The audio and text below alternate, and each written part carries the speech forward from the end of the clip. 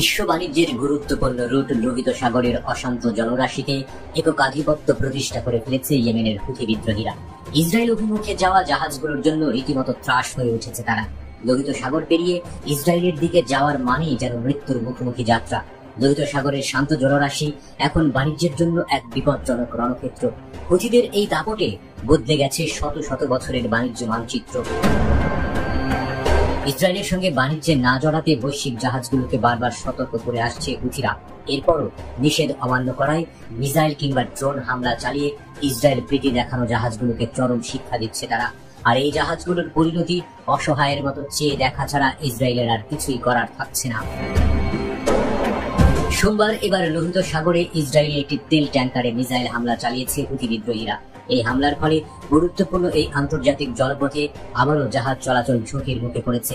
আল মাসিরা টিভিতে সম্প্রচারিত একটি ভিডিও বার্তায় এই হামলার দায় স্বীকার করেছে হুথি সামরিক বাহিনীর মুখপাত্র ব্রিগেডিয়ার জেনারেল ইয়াহিয়া সারি। জাহাজটি ইসরায়েলের মালিকানাধীন ওই জাহাজটি লিবিয়ার পতাকা নিয়ে চলাচল করছিল বলে অভিযোগ তুলেছেন তিনি।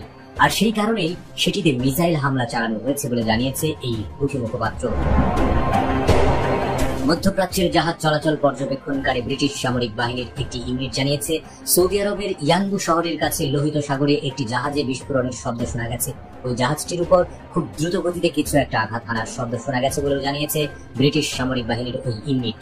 মধ্যপ্রাচ্য ভিত্তিক সংবাদ মাধ্যমগুলো বলছে, হুথিদের হামলার শিকার জাহাজটি সিঙ্গাপুর ভিত্তিক ইস্টার্ন প্যাসিফিক শিপিং কোম্পানির। কোম্পানিটির মালিক ইসরায়েলি ইরান আফার নামের বিলিয়নিয়ার।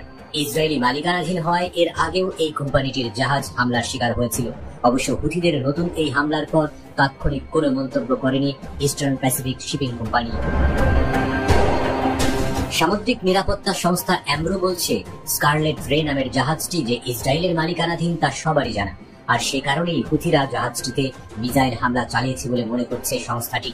2023 সালের নভেম্বর থেকে ফিলিস্তিনের গাজায় ইসরায়েলি আগ্রাসনের প্রতিবাদ জানিয়ে লোহিত সাগরে ক্ষেপণাস্ত্র এবং ড্রোন ব্যবহার করে শতাধিক জাহাজে হামলা চালিয়ে আসছে হুথিরা।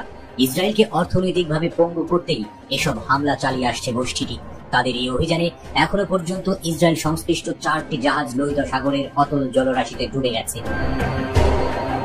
হুথিদের নতুন এই হামলা এমন এক সময় হলো যখন ইসরায়েল হামাস যুদ্ধের সম্ভাব্য নতুন যুদ্ধবিরতি অনিশ্চিত অবস্থায় রয়েছে। গত সপ্তাহে ইয়েমেনে বিমান হামলা চালিয়ে হুথিদের প্রধানমন্ত্রী এবং মন্ত্রী পরিষদের কয়েকজন সদস্যকে হত্যা করে ইসরায়েল। এর প্রতিক্রিয়ায় হুথিরা এই জাহাজে হামলা চালিয়েছে বলে মনে করা হচ্ছে।